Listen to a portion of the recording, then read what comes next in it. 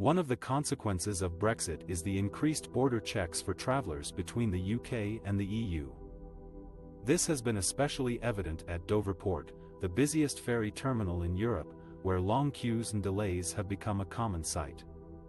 Dover Port handles about 10,000 lorries and 20,000 passengers every day.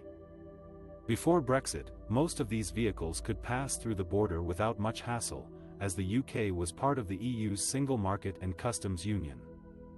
But since January 1, 2021, new rules and paperwork have been introduced for goods and people crossing the Channel. For goods, this means customs declarations, sanitary checks, and rules of origin certificates. For people, this means passport stamps, visa requirements, and biometric scans. All these checks take time and add complexity to the border process.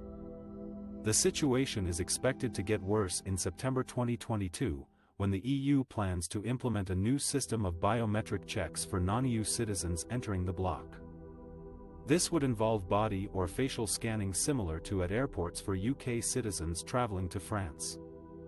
The French authorities would conduct these checks at Dover Port, which is not designed for such operations.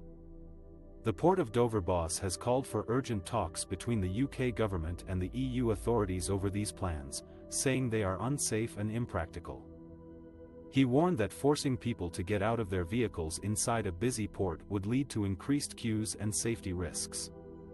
He also said that the port had received only £33,000 from the government to upgrade its facilities to cope with Brexit, instead of the £33 million it had requested.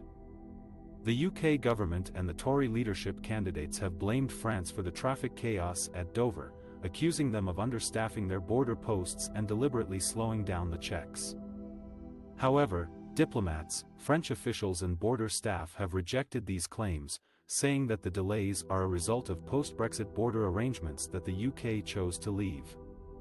They also pointed out that France is not responsible for Brexit, and that it is cooperating with the UK to ease the issues.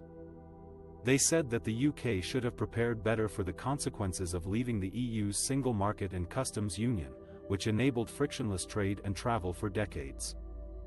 The long summer queues at Dover Port are a stark reminder of how Brexit has changed the relationship between the UK and its closest neighbours. They also show how travellers have to pay a price for leaving the EU, in terms of time, money, and hassle. In this section, we will look at how the French authorities have rejected the blame for the delays and said that France is not responsible for Brexit.